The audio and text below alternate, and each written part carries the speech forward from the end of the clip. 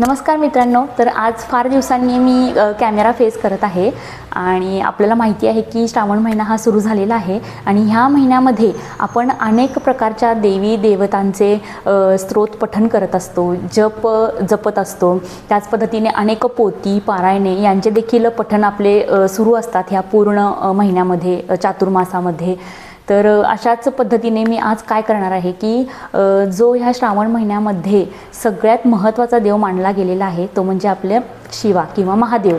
तर आज मी तुम्हाला याच महादेवाचा एक महत्त्वाचा स्तोत्र तुमच्यासमोर मी घेऊन आलेले आहे, जे आहे शिवपंचाक्षर स्तोत्र। ॲक्च्युली आपण शिवाचे जी काही सेवा करतो किंवा महादेवाची जी काही सेवा करतो ती सेवा करण्यासाठी असंख्य आणि कैक असे काय आहेत तर स्तोत्र आहेत शिवाचे। त्याच पद्धतीने पोथी आहेत, पुराणे आहेत, त्याच पद्धतीने ग्रंथ आहेत।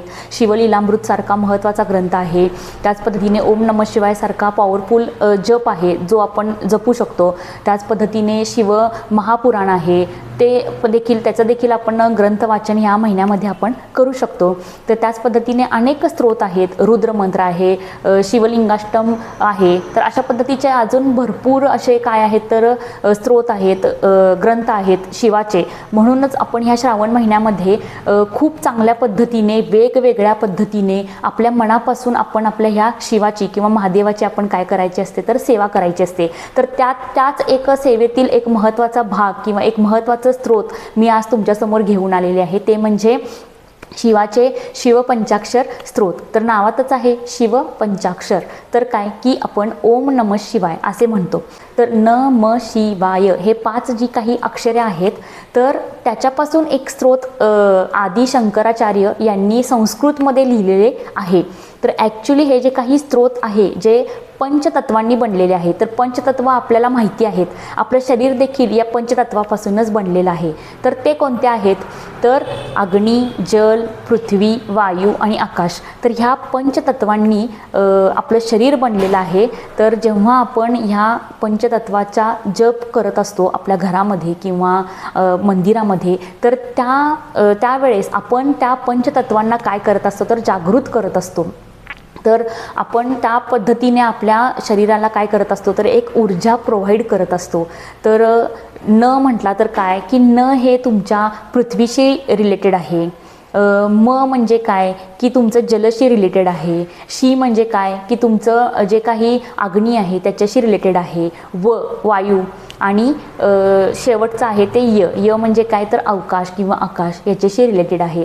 तर जेव्हा आपण न म शिवाय ह्या स्तोत्राचं महत्त्वाचं पठण करतो तेव्हा आपण ह्या सगळ्या जे काही 5 तत्व आहेत तर त्यांना आपण जागृत करत असतो।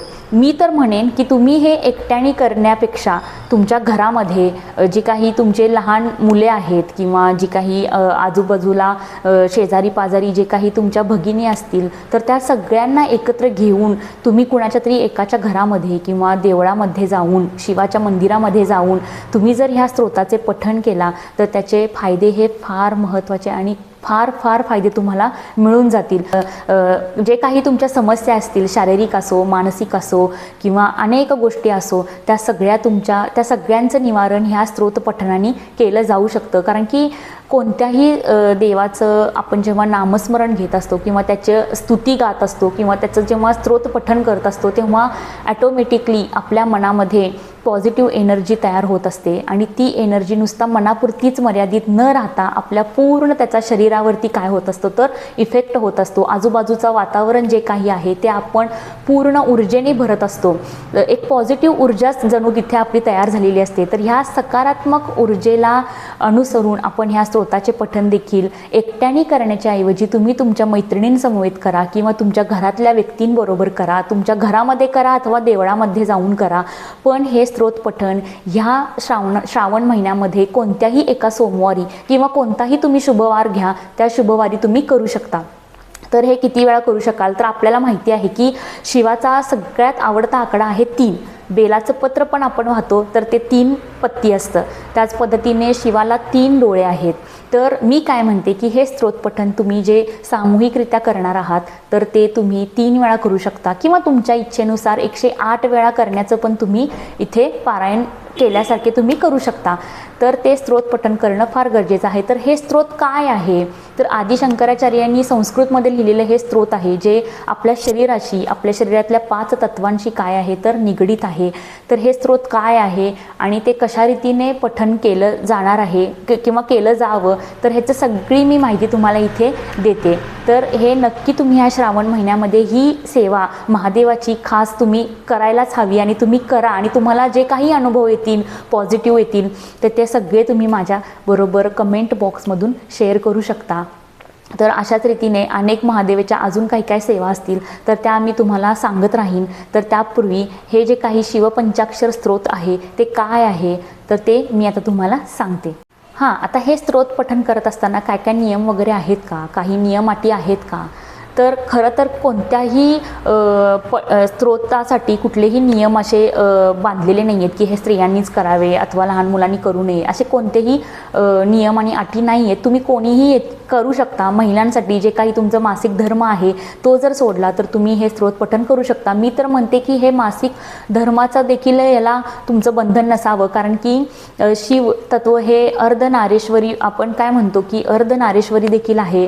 तर सगळं जे काही उत्पत्ती आहे ही स्त्री तत्वाचीच आहे. तर तुम्ही जरी तुमचं मासिक धर्म चालू असला तरीही तुम्ही हे स्तोत्र पठण करू शकता. तर मनापासून करणं हे फार इम्पॉर्टंट आहे. तुम्ही ते कशा रीतीने करता ह्याच्यावर ते आहे. तुम्ही कधी करता, केव्हा करता किंवा कशा रीतीने करता हे काहीही तुमचं मॅटर करत नाही. तर तुम्ही ते फक्त स्तोत्र पठण जे आहे ते मनापासून करा, इतरांसमवेत करा, आपल्याबरोबर आपल्या घरातल्यांना घ्या, आपल्या मित्रमैत्रिणींना, शेजारी पाजारीने सगळ्यांना त्याच्यामध्ये इन्व्हॉल्व करा आणि हे स्तोत्र पठण करा. आणि मग त्याची जी तुम्हाला ऊर्जा मिळेल ती फार आणि फार मोठी असेल.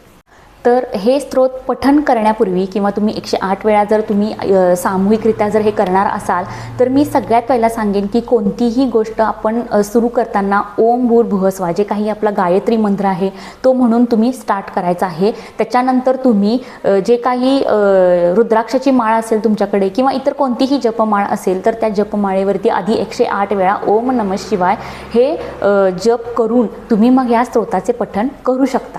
तर आपण स्तोत्र पठण आता इथे करूयात.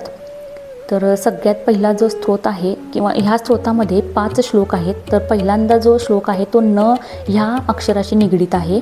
तर तो असा आहे, नागेंद्रहराय त्रिलोचनाय भस्मांगरगाय महेश्वराय नित्याय शुद्धाय दिगंबराय तस्मै नक्कराय नमः शिवाय. तर याचा अर्थ काय होतो, ज्यांच्या गळ्यात सापांचा हार आहे, ज्याला 3 डोळे आहेत, ज्यांच्या शरीरावर भस्म आहे आणि दिशा ज्यांचे वस्त्र आहेत, म्हणजेच जे दिगंबर वस्त्रविरहित आहे, अशा शिवाला माझा नमस्कार आहे. आता दुसरा जो अक्षर आहे ह्या श्लोकामध्ये तो श्लोक म ह्या अक्षराशी निगडीत आहे.